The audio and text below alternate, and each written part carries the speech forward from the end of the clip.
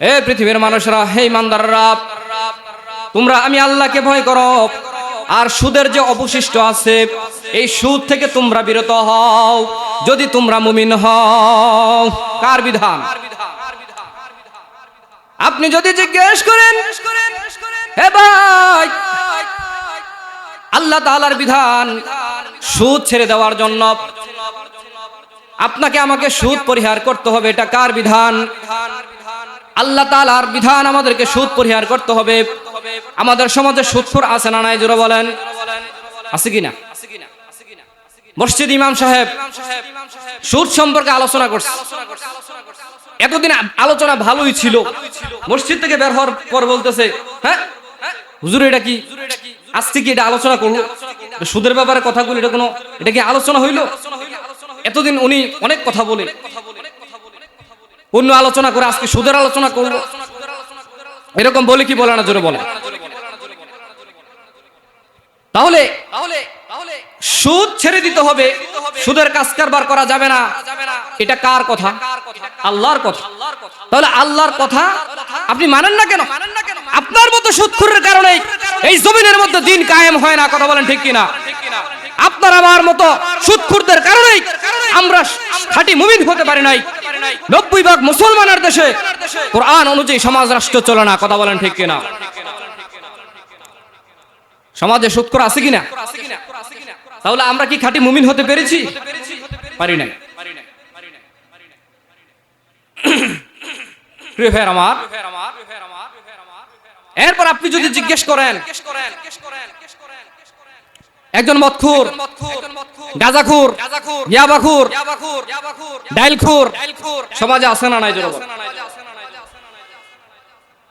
আল্লাহ রাব্বুল আলামিন সূরা মায়েদার 90, 91, 92 নম্বর আয়াতে এই নেশাদ্রব্য সম্পর্কে আলোচনা করেছেন। আল্লাহ রাব্বুল আলামিন বলেন, ইয়া আইয়ুহাল্লাযীনা আমানু ইন্নামাল খামরু ওয়াল মাইসিরু ওয়াল আনসাবু ওয়াল আজলামু রিজসুম মিন আমালিশ শাইতান ফাজতানিবুহু লাআল্লাকুম তুফলিহুন। চিল্লায়ে পড়ুন আল্লাহু আকবার।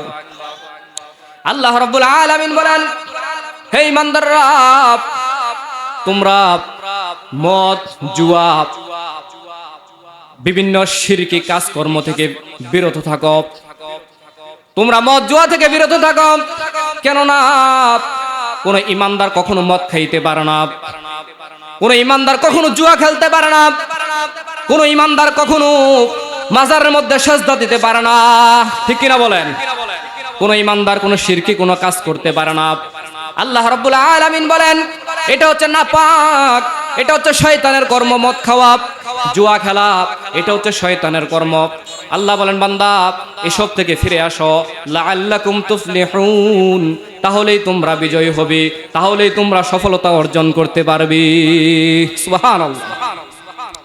প্রিয় ভাইরা আমার, আপনারা যদি জিজ্ঞেস করেন, অনেকে রাস্তাঘাটে বলে বাংলাদেশে এত মুসলমান, এত আলেম ওলামার সংখ্যা, কেন দিন কায়েম হয় না?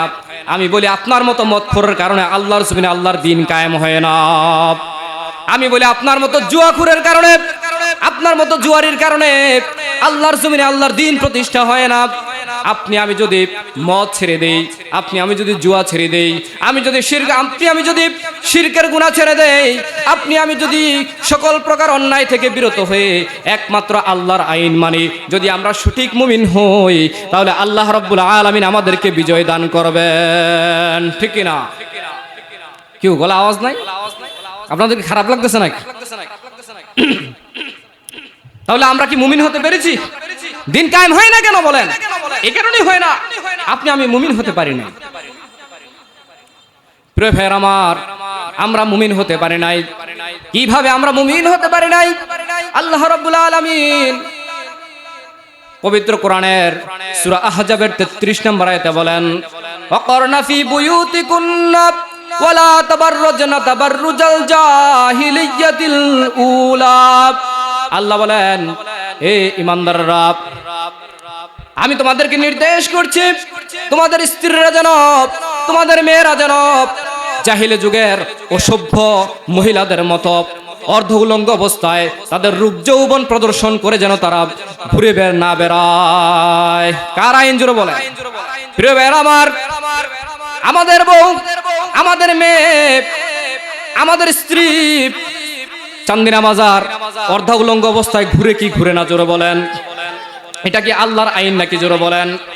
পর্দা করার বিধান কে দিয়েছেন? পর্দা করার বিধান আল্লাহ দিয়েছেন। যে আল্লাহ বিধান দিয়েছেন পর্দা করতে হবে, সে আল্লাহর বিধানকে লঙ্ঘন করে কিভাবে আপনার আমার স্ত্রী চান্দিনা বাজার অর্ধ উলঙ্গ ভাবে ঘোরাফেরা করে, কিভাবে আমার আপনার স্ত্রী মার্কেটের মধ্যে বেপর্দা ভাবে কাপড় কিনতে যায়, কিভাবে আল্লাহর আইন লঙ্ঘন করে আপনার আমার স্ত্রী কসমেটিক দোকানের বেড়ার সাথে পরকিয়া করে, কথা বলেন আছে না নাই? আছে কি না জোরে বলেন? তাহলে আপনার মতো গায়রতবিহীন পুরুষের কারণে আল্লাহর জমিনে আল্লাহর দ্বীন কায়েম হয় না, কথা বলেন ঠিক কিনা? আপনি আমি মুমিন হতে পারি নাই। যদি আমরা মুমিন হতে চাই, আইন মানতে হবে কার? মহিলাদের পর্দার ব্যাপারে ওয়াজ আমার কাছ থেকে শুনে নিয়েন পরে, যে একজন মহিলা আপনার মেয়ে আপনার স্ত্রীকে কিভাবে পরিচালনা করতে হবে এটা আমার কাছ থেকে জেনে নিন। এখন আমি পর্দা সম্পর্কে আলোচনা করছি। প্রিয় ভাইয়ের আমার, আমরা কি মুমিন হতে পেরেছি কিনা? কথা বলেন, আমরা মুমিন হতে পেরেছি? না, আমরা মুমিন হতে পারিনি। ইসলাম সম্পর্কে বিভিন্ন আমাদের দেশে গবেষকের অভাব নাই।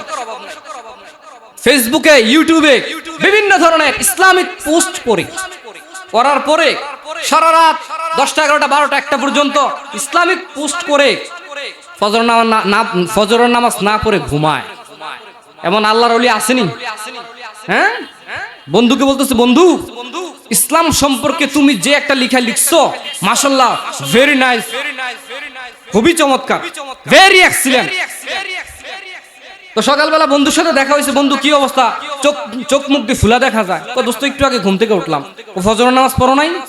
কয় না, সারা রাত ইসলাম সম্পর্কে লিখতে লিখতে খুব টায়ার্ড হয়ে গেছে, আই এম ভেরি টায়ার্ড। এই কারণে ফজরের নামাজটা কি করতে পারি নাই, পড়তে পারি নাই। এমন জাহেল, এমন মূর্খ আমাদের দেশে আছে না নাই? জোরে নামাজ পড়া কি ফরজ? তো নামাজ না পড়ে যে তুমি ঘুমাইলা, তোমার মতো কুলাঙ্গারের কারণে আল্লাহর জমিনে আল্লাহর দ্বীন কায়েম হয় না, কথা বলা ঠিক কিনা? নামাজ পড়া ফরজ না? তোমার মতো বেয়াক্কল, তোমার মতো বেহাইয়া কিভাবে নামাজ না পড়ে তুমি ঘুমাও? আল্লাহ আমাদেরকে সঠিক বুঝ দান করে, সকলে বলি আমিন। প্রিয় ভাইরা আমার, তাহলে এই পরিস্থিতি এখন আমাদের কি করা, কি করণীয়? আমাদেরকে কি গুণ অর্জন করতে হবে? আমাদেরকে খাঁটি মুমিন হওয়া লাগবে কিনা জোরে বলেন? ওয়াজ তো শুনেন, প্রতিনিয়ত ওয়াজ শুনতেছেন না? আমি একটু ব্যতিক্রমী ওয়াজ করে, একটু শুনেন, খেয়াল করে। এই বাচ্চারা বসো, মুসলমানের সন্তান, কোন আদব কায়দা বোঝে না। বসো, এই এখানে দৌড়াদৌড়ি জায়গাটা, ফাইজলামি করতে আসো এখানে। এখানে সিনেমা হচ্ছে, এখানে